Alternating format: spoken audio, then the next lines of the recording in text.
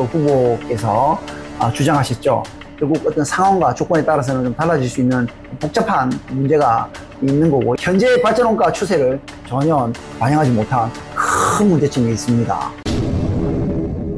여러분 안녕하십니까. 참 프로페서의 박지영입니다. 얼마 전에 우리 이제 새로운 정부가 들어서게 되면서 대선 토론이 되게 흥미로웠습니다. 비디오를 좀 같이 보면서 대선 후보자들이 기후 환경 부분에 관한 내용을 어떻게 이야기했으며 어떤 부분들에 대해서 팩트 체크가 들어가고 또 틀린 부분이 있다 그러면 어떤 걸 조심해야 되는지 이런 것들에 대한 부분들을 한번 진행을 해 보겠습니다. 카페에 가보면 종이 빨대가 있습니다. 실제로는 종이 빨대가 플라스틱 빨대보다 탄소 배출이 더 많고 인체에도 해롭다는 연구 결과도 있습니다. 이준석 후보께서 주장하셨죠.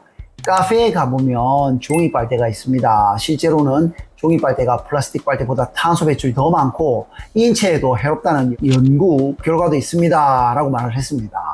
근데 이게 부분적으로는 맞지만 이게 좀 너무 단정적인 표현으로 오해의 소지를 충분히 살 수가 있겠습니다. 예를 들면 2023년 벨기에 앤트워프 대학 연구에서 종이 빨대의 생산 및 운송 과정에서 더 많은 에너지와 자원이 소모되어서 플라스틱 빨대보다 환경적인 영향이 클 수 있다는 그런 주장이 있었고, 종이 빨대 방수 코팅에 사용되는 PFAS 과불화 화합물, 이게 인체 유해성 논란이 있는 것도 사실입니다. 그러나 이는 특정 생산 방식, 재활용 여부, 사용 후 처리 등의 그 복합적인 요인에 따라서 달라질 수 있기 때문에 모든 연구가 일관된 결론을 내는 건 아닌 거죠. 그래서 플라스틱 빨대의 해양오염 문제도 여전히 심각한 면이 있는 겁니다. 더 많고 해로울 거다라고 말하는 이 단정적 표현은 결국 어떤 상황과 조건에 따라서는 좀 달라질 수 있는 복잡한 문제가 있는 거고, 이를 단순하게 적용해서 단정화하는 것은 어떤 인식적인 측면에서의 문제점을 발생시킬 수도 있다. 이렇게 말씀을 드리겠고요. 그리고 지금 미세먼지 문제 때문에 이재명 후보께서 중국과 일본과 협력하겠다는 취지로 말씀하셨는데요. 네. 미세먼지는 편서풍지대에서 서쪽에서 날아들어오는 것인데 일본과 어떤 협력을 하겠다는 건지가 애매하거든요. 일본 대부분 지역이 중국발 미세먼지 영향권에서 벗어나 있습니다. 어떤 협력을 일본과 하시겠습니까? 대한민국의 미세먼지 중에 중국발 영향력은 30에서 60% 수준으로 알려져 있고요. 일본에 미치는 영향력은 2% 정도다라고 알려 있습니다. 이 미세먼지 문제에 대해서 중국, 일본과 협력하겠다고 했으나 일본 대부분 지역은 중국발 미세먼지 영향권에서 벗어나 있는데 일본과 어떤 협력을 하는 것인지 라고 이렇게 질문을 했습니다. 참고로 그 일본의 중국발 미세먼지 영향이 2% 정도라고 이준석 후보가 언급을 했는데요. 사실 이 일본의 중국발 미세먼지 영향이 2%라고 이야기하는 것은 명백히 잘못된 정보입니다. 2019년 한중일 3국이 공동으로 연구한 그 보고서 LTP에 따르면 중국발 초미세먼지, 이게 일본에 미치는 영향은 연평균 약 25%로 나타났다고 보고했습니다. 이준석 후보가 언급한 2%는 한국이 일본발 미세먼지의 영향을 받는 정도를 혼동한 것으로 이렇게 보이고요. 일본 역시 중국발 미세먼지의 영향을 받기 때문에 동북아시아 전체의 대기질 개선을 위한 3국 간의 협력은 중요하고 필요한 것이라고 볼 수 있겠습니다. 지금 이미 유럽에서는 원전 생산 원가보다 풍력 발전 원가가 더 떨어지고 있습니다.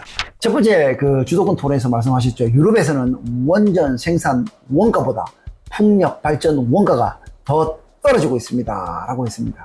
근데 이게 팩트 체크해서 보면은 이게 사실 부분적으로는 사실이지만 이게 전체가 다 그렇다라는 일반화에 이르기에는 조금 무리가 있는 게 아닌가 이렇게 생각이 듭니다. 예를 들면 최근 몇 년간 유럽 일부 국가, 특히 그 풍력 자원이 풍부한 북유럽 등에서는 이 신규 옥상 풍력 발전의 균동화 발전 원가가 신규 원자력 발전보다 낮다는 분석이 많이 나오고 있는 것은 맞습니다. 풍력 발전 기술의 발전과 규모의 경제 달성으로 인해서 비용이 크게 하락했기 때문이죠. 그런데 이러한 부분은 지역과 풍량, 조건, 자금 조달 비용, 그리고 원전의 초기 건설 비용 및 장기 운전 비용 등의 그 복합적인 요인에 따라서 조금 달라질 수가 있는 거죠. 그래서 모든 유럽에서 항상 이 풍력이 원전보다 저렴하다라고 일반화해서 말하기는 좀 어려운 면이 있다. 원전은 초기 투자 비용이 매우 높고 건설 기간이 길어서 이 LCOE가 높게 나타나는 경향이 있기 때문입니다. 운영 중인 국내 풍력업체가 5개인데 지난 3년간의 정부 입찰에서 선정한 10개가 있어서 15개가 있어요. 이 풍력산업 시설 중에서 국산 터빈이 2곳이고 나머지는 국산과 유럽산이래요. 중국산은 2개밖에 없다는 거예요. 이 대통령께서 풍력산업에서 중국산 터빈은 2곳밖에 없다고 이렇게 말씀하셨습니다. 근데 이 구체적인 통계 출처가 불분명하며 이 정확성을 확인하기가 조금 애매한 부분이 있습니다. 이 무슨 말씀이냐면 국내 풍력발전 시장에서 사용되는 이 터빈의 국적이 좀 다양합니다. 중국산 터빈이 일부 사용되고 있는 게 맞거든요. 그런데 정확히 2곳밖에 없다라는 이 구체적인 통계나 신뢰할 만한 이 보고서가 조금 찾기가 애매한 부분이 좀 있습니다. 국내 풍력 시장에서는 덴마크의 베스타스, 독일의 지멘스 가메사, 미국의 GE 등 외국계 기업과 한국의 효성중공업, 두산 에너빌리티 등의 국내 기업의 터빈이 주로 사용되고 있죠. 중국 제조사도 있는데요. 우리 그 대통령께서 말씀하신 딱 찍어 2곳이라고 이렇게 구체적인 수치에 대한 이 근거 제시가 되었더라면 좀 더 좋았지 않을까. 그리고 그 불안 부분들이 일반적 사실로 인정받기에 어떤 출처가 있었다 그러면은 좀 더 신뢰가 있지 않았을까 이렇게 좀 생각이 들었습니다. 원자력 발전 단가는 50원이나 60원 사이입니다. 반면에 재생에너지 발전 단가는 300원이 이릅니다. 자, 김문수 후보가 말씀했습니다.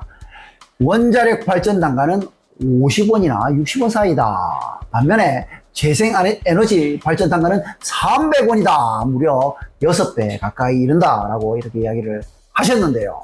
이게 정말 오래된 정보이거나 어떤 특정 상황에 국한된 정보로밖에 이야기할 수 없습니다. 현재 발전원가 추세를 전혀 반영하지 못한 큰 문제점이 있습니다. 과거에는 원자력 발전 단가가 재생에너지보다 저렴했습니다.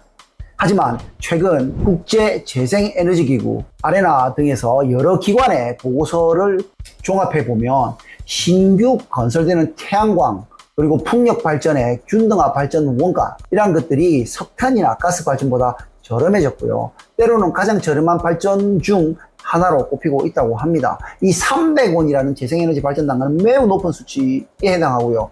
과거 발전 차익 지원이 적용되던 초기 고비용 사례나 특정 소규모 비효율적인 발전 사례의 그 결과일 가능성이 굉장히 높습니다. 그래서 현재 일반적인 재생에너지 발전 단가라고 이렇게 말씀하기가 굉장히 좀 어렵고요.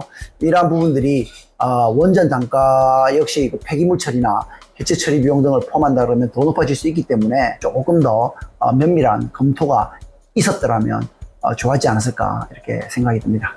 기후위기는 온실가스의 43%를 배출하는 10대 대기업과 부유층으로부터 발생합니다. 권영구 후보에 따르면 기후위기는 온실가스의 43%를 배출하는 10대 대기업과 부유층으로부터 발생하지만 이렇게 이야기를 하셨습니다. 팩트 체크를 좀 보면요. 10대 대기업이 43%를 배출한다는 구체적인 이 43%에 대한 명확한 출처가 불분명합니다. 뭐 그럴 수도 있습니다. 근데 그렇다 그러면 이 출처를 좀 밝히셨으면 더 좋았지 않았을까. 그래서 전 세계적으로 소수의 대기업과 부유층이 대량의 온실가스를 배출하고 기후변화의 영향이 취약계층에 더 큰 피해를 준다라는 이 기후불평등은 일반적으로 인정되고 있습니다. 하지만 10대 대기업이 이 43%를 배출한다는 이런 구체적인 수치는 특정 연구나 통계에 따라 다를 수도 있고요. 일반적인 공인 통계로 제시되고 있지 않습니다. 그래서 이걸 너무 일반화해서 강조한 부분들이 명확한 정보, 근거가 좀 제고되었다 그러면은 이 주장의 신뢰도를 얻지 않았을까 이런 생각이 좀 들었습니다. 2024년 현재 발전 산업의 46%가 민간 기업이 소유하고 있습니다. 이런 추세라면 2040년에는 외국계 자본과 대기업이 발전 산업의 90%를 차지하게 될 겁니다. 자, 국부가 유출되고 대기업의 배만 불려주게 되는데 민영화로 당연히 전기료는 올라가겠죠. 이렇게 되면. 그 피해는 국민들에게 전가될 겁니다. 이 주도권 토론에서 2024년 현재 발전 산업의 46%가 민간 기업 소유이며 이런 추세라면 2040년에는 외국계 자본과 대기업이 발전산업의 90%를 차지하게 되어서 국부 유출과 전기료 인상 등 국민에게 피해가 증가될 것이라고 지적했습니다. 자, 이게 미래 예측에 대한 부분이지 않습니까? 2040년에 90%라는 부분이 어떤 근거로 이렇게 말을 했는가에 대한 논란의 여지가 분명히 있습니다.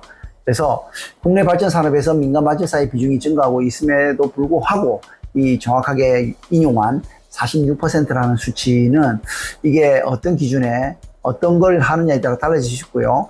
또한 이 2040년에 90%를 차지할 것이라는 예측은 현재의 추세가 그대로 지속될 경우에 대한 전망으로 정부 정책이나 시장 상황 그리고 기술 발전과 규제 등 다양한 변수가 얼마든지 이에 결부될 수가 있는 부분이기 때문에 이런 부분들을 좀 조심스럽게 접근하는 부분들이 좀 있었으면은 훨씬 설득력이 있지 않았을까 이렇게 생각이 듭니다. 그래서 이거를 기정사실처럼 단정해서 이야기하는 부분들이 조금 논란의 소지가 있을 수 있겠고 국부 유출이나 전기료 인상 역시 이 민영화의 잠재적인 부작용으로 논의되어 왔지만 정책적으로 얼마든지 규제를 하고 통제를 할 수 있는 부분이고요. 또한 시장 경쟁 환경에 따라서 충분히 달라질 수 있는 부분이기 때문에 조금 더 조심스러운 조건이 있었으면 좋았지 않았을까 이렇게 생각이 듭니다. 자, 여러분, 지난 대선의 후보님들의 그 대선 토론 과정에서 기후 관련되어 있는 부분에 대해서 한번 검토를 좀 해보았습니다. 사실상 이 기후 환경이라는 부분이 미래에 대한 이야기를 하는 거기 때문에 누가 맞다, 틀리다 이런 부분들을 하기가 어려운 부분이 분명히 있습니다. 다만 지적지혜 차원에서 말씀을 드린다 그러면 좀 더 조심스럽게 출처를 명확하게 좀 밝힐 필요가 있겠다. 그리고 그러한 내용이 미래이기 때문에 다양한 조건이 부여될 경우에는 결과물이 달라질 수 있다는 조심스러운 접근들을 할 수 있었다 그러면 훨씬 더 풍부한 토론 내용이 될 수 있지 않았을까 이렇게 생각이 들었습니다. 마찬가지로 여러분들도 어떤 이런 부분들을 보면서 향후 어떤 주장을 할 때 또는 저희 마찬가지입니다. 탐 프로페서리 모든 걸 다 맞다라고 이야기를 하는 게 아니지 않습니까? 관련되어 있는 것에서 지적을 해주시고 언제든지 질의를 해주시면 저희들이 그 관련되어 있는 거를 잘 반영을 해가지고 좋은 프로그램으로 만들어 나갈 수 있도록 최선의 노력을 다하도록 하겠습니다. 자, 오늘 여기까지 하도록 하겠습니다. 앞으로 새 정부에서 만들어지는 기후에너지부를 포함한 다양한 미래의 환경적 정책에 대해서 경제 성장 동력으로 발전될 수 있도록 탐 프로페서리 앞서 나가도록 하겠습니다. 감사합니다.